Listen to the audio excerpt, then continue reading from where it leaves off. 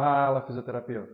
Estou eu aqui de novo, Diego Ferreira, trazendo informação de qualidade para você, informação de graça para você melhorar a sua prática clínica, melhorar os seus resultados com o seu paciente.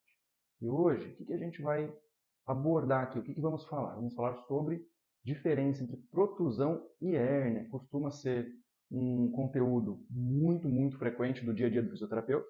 Então, vamos falar sobre isso, tirar dúvidas que são muito frequentes também.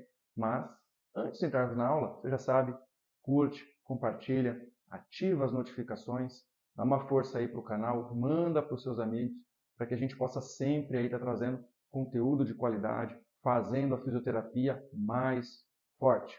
Beleza, gente? Então, vamos lá? Vamos para a aula?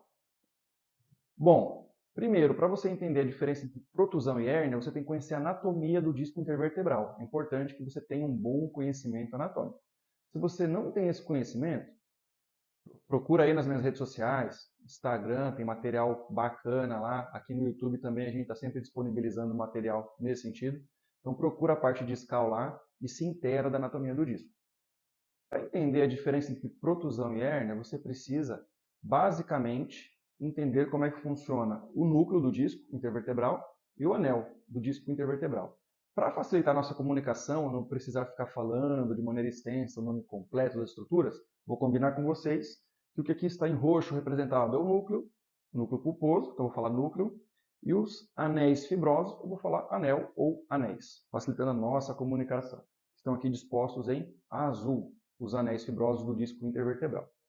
Beleza, gente, então como é que isso está disposto? Tanto o núcleo quanto os anéis, eles são compostos por água e proteínas, aonde os anéis eles possuem uma proporção de proteína superior ao núcleo. O núcleo ele é extremamente rico em água.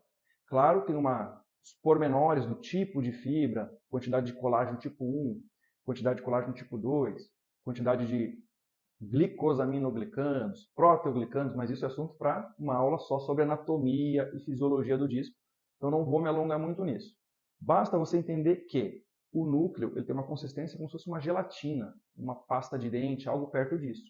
Então ele é bem gelatinoso, enquanto os anéis eles têm suas fibras dispostas num sentido de dar resistência e conter este núcleo, assim como está aqui no desenho, onde eu tenho um núcleo que fica redondo na imagem radiográfica de um disco saudável, num exame de ressonância, numa discografia, você vai observar o núcleo em formato esférico e os anéis contendo este núcleo. Beleza?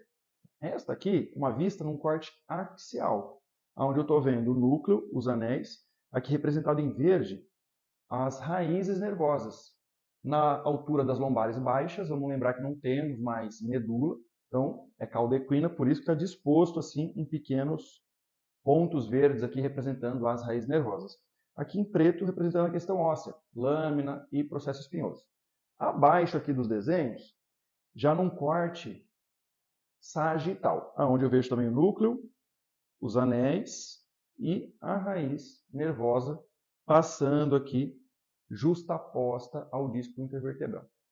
À medida que você vai usando a sua coluna, se o seu disco ele está sofrendo sobrecarga por algum motivo, uma sobrecarga mecânica, ou você usa o seu disco de uma maneira muito intensa, excessiva, sem dar tempo de recuperação ao tecido, que vai gerando um excesso de desgaste tecidual. Se você tem fatores de risco para degeneração, para lesão discal, fraturas de placa cartilaginosa do disco, né? Ela faz parte do disco lá na transição da vértebra com o disco, fatores genéticos, hábitos de vida, enfim. E tem uma infinidade, inúmeras situações que são fatores de risco para lesão discal, inclusive doenças e etc. Então, isso vai fazer com que o seu disco, ao longo do tempo, à medida que o tempo vai passando, os anéis do disco eles vão ficando mais frágeis, porque os fibroblastos, que é as células que produzem o colágeno, produzem as proteínas lá e fazem a manutenção dessas estruturas, ele vai cair de atividade por causa desses fatores de risco. Isso vai mudar o pH dentro do disco, vai fazer com que o disco fique menos hidratado. E aí você vai começando a ter uma fragilidade dos anéis. E à medida que o tempo vai passando, devagarzinho, anel a anel vai rompendo e o núcleo vai invadindo esse espaço de ruptura. Então, cada anel que rompe, o núcleo vai invadindo esse espaço. Por quê? Porque como ele tem essa consistência gelatinosa, quando ele recebe a pressão gravitacional, ele vai ocupando os espaços que estão ali ao redor dele. Então, se você tem alguma fissura, é como se fosse água, ela vai entrar dentro daquela fissura. Ok? Então, assim, isso vai acontecendo gradativamente. Em geral, nos processos degenerativos, isso aqui, nessa fase inicial, início para o meio, muitas vezes é assintomático, o paciente não sente nada ou percebe isso como leves lombalgias esporádicas que não incomodam. Isto vira um processo álgico mais intenso, caso aconteça de uma maneira um pouquinho abrupta e ele tenha processos inflamatórios associados, que vão sensibilizar a região e podem estar gerando sintomas. E aí, à medida que vão rompendo esses anéis, o núcleo ele vai invadindo isso. E quando ele chega aqui mais na periferia do anel, é onde ele costuma ser mais assintomático por dois motivos. Um, que o disco ele não é inervado, com exceção da sua periferia, que tem fibras nervosas nervando esses anéis, que esses anéis, inclusive, recebem uma nomenclatura específica diferente do restante dos anéis. Também são conhecidos como fibras de Charpy. Quando o disco tem o seu núcleo invadindo até a periferia, o que vai acontecer? Começa a gerar pressão no anel mais externo e observe que ele perdeu vários anéis acessórios. Nós possuímos, em média, de 12 a 20 anéis, a depender do disco, da altura e da sua configuração anatômica. Então, esses anéis vão rompendo, então você não vai ter mais 20 anéis contendo o núcleo. Você vai ter 8, 6, 4, enfim, até que esse núcleo faz pressão na parte mais externa do anel. E aí, normalmente, onde os sintomas começam a serem mais intensos, especialmente se houver processo inflamatório associado a isso. Então, veja bem, deixa eu pegar aqui outra cor. Quando acontece isso, do núcleo está bem na periferia do anel, esse formato abaulado que o disco tem para dentro, na parte posterior, o disco lombar, que é para formar aqui a circunferência do canal medular, o disco começa a perder esse formato. Você vai ver as suas fibras mais retificadas, até talvez invadindo um pouquinho o espaço lá do canal medular. O que, num plano sagital, veríamos como? Veríamos o núcleo invadindo lá, né? Romperam as fibras, ele está invadindo. E ele vai estar lá em contato com as fibras mais externas do disco, com os anéis mais externos.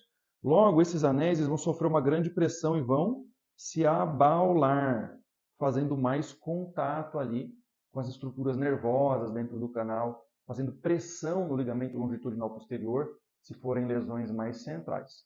E isso é a protusão.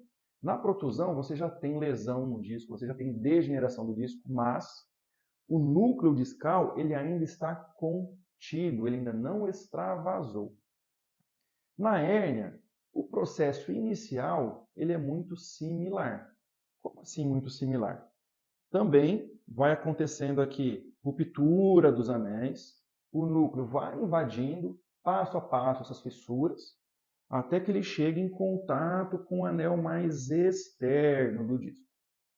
Quando ele chega em contato com o anel mais externo do disco, ele vai estar nesse estágio aqui de protusão.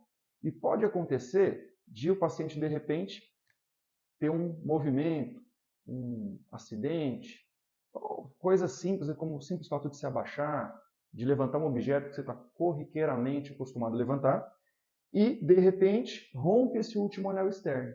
Uma vez que esse último anel rompeu, o núcleo ele vai vazar, ele vai sair, deixar de estar contido dentro dos anéis fibrosos. E isso a gente chama de hérnia. Se a gente observasse nessa visão sagital, então veríamos o núcleo invadindo, passo a passo, invadindo, passo a passo, chegou lá nos anéis mais externos. Um dia, o paciente fez algum movimento, alguma posição, pegou alguma coisa e rompeu o último anel. Quando rompeu o núcleo, ele vazou. E esse extravasamento do núcleo nós chamamos de hérnia. Tá, Diego? Mas legal, já sei a diferença entre protusão e hérnia, mas o que isso tem a ver com a minha prática clínica? Tem a ver que os sintomas do paciente são diferentes, a clínica do paciente é diferente e se você já conhece sobre avaliação de movimento ativo, como usar movimentos repetidos. Eu gravei um vídeo sobre isso, então pode clicar aqui, acessa o vídeo lá, como interpretar esses movimentos, já te ajuda também a interpretar se é protusão ou hérnia. Os sintomas vão ser diferentes. Na hérnia, como esse material vazou, isso vai ter contato com as raízes nervosas, então é muito comum esse paciente ter ciáticas. E, geralmente, quando ele tem hérnia pela primeira vez, a primeira vez que ele extravasou, vai acontecer o quê? Um grande processo inflamatório aqui que vai sensibilizar toda a região, gerando muita dor, muita limitação. E hérnia não é tudo igual. Ela muda conforme a topografia dela, onde ela sai, ela pode sair em diferentes sentidos aqui, na parte discal, né, mais posterior, lateral, mais posterior interna, pode ser no forame de conjugação, e cada alteração de sentido que essa hérnia tenha, então, o paciente que tem uma hérnia foraminal, o paciente que tem uma hérnia central, as clínicas são diferentes. E, claro, como está em contato com a raiz nervosa, muita ciática, sintomas neurológicos. O que é importante você saber? Primeiro, nem toda hérnia é sintomática. Apesar dela ter um potencial muito grande de gerar sintomas, irritações teciduais, dores neuropáticas, nem toda hérnia é sintomática. Então, se o paciente chegou no seu consultório com uma ressonância magnética com hérnia, é importante que você saiba fazer os testes provocativos para disco e os testes neurológicos para verificar se realmente aquele sintoma dele é compatível com o exame, é aquela hérnia, ou não, ou é outra coisa. Na protusão, logo, como a gente não tem um estresse tão grande no sistema nervoso, nas raízes nervosas que passam ali, ela costuma ser mais favorável ao tratamento, temos uma melhor resposta, e também não dar sintomas tão distais, não dar sintomas neurológicos, não dar neuropatias no paciente muito intensas. Então, o exame neurológico, inclusive, pode ser um grande diferencial. Por quê? Porque na protusão eu também posso ter dores irradiadas pelo membro, mas eu tenho que ver as raízes nervosas, elas estão comprometidas ou não? Uma vez que elas estão comprometidas, qual que é o prognóstico desse paciente frente ao quadro que ele apresenta? A dor do paciente, seja dor noceptiva, seja dor neuropática, ela tem um componente mais mecânico, é a hérnia que está cutucando a raiz e fazendo o paciente ter sintoma, ou ele tem um componente mais químico, um quadro inflamatório, onde ele precisa mais de descanso, tomar medicamentos para baixar essa inflamação. Uma vez que o quadro é mais mecânico, o movimento vai ajudar muito esse paciente, você saber em que sentido fazer o movimento, quais mobilizações ou manipulações fazer com esse paciente para diminuir o estresse sobre a raiz nervosa. Nas protusões, como não tem um comprometimento direto da raiz nervosa, o teu foco vai ser muito em reduzir as pressões aqui no anel posterior do disco, fazer uma tendência de centralização desse núcleo. Bom, gente, essas são as diferenças básicas entre hérnia e protusão. É um assunto bastante legal, bastante da vida do fisioterapeuta, bastante extenso também. Então, como não temos como colocar tudo isso num vídeo só, deixei aqui para você essa aulinha bem básica, mas bastante importante, que já vai te ajudar na sua prática a entender, a avaliar os seus pacientes, a conhecer os mecanismos. E conhecer os mecanismos é fundamental. Por quê? Porque os protocolos científicos que vão te ensinar a tratar, eles medem desfecho. E o paciente que não tem o desfecho desejado, o que você vai fazer com ele? Para você saber o que fazer com ele, quando o paciente não responde ao desfecho que o artigo científico te mostrou, você precisa conhecer os mecanismos, e em cima dos mecanismos pensar esse paciente, desenvolver a sua prática clínica em cima dele. Então vamos juntos sermos fisioterapeutas com uma fisioterapia de mais alto nível, padrão ouro. Continue me acompanhando aí, foi um grande prazer, até a próxima.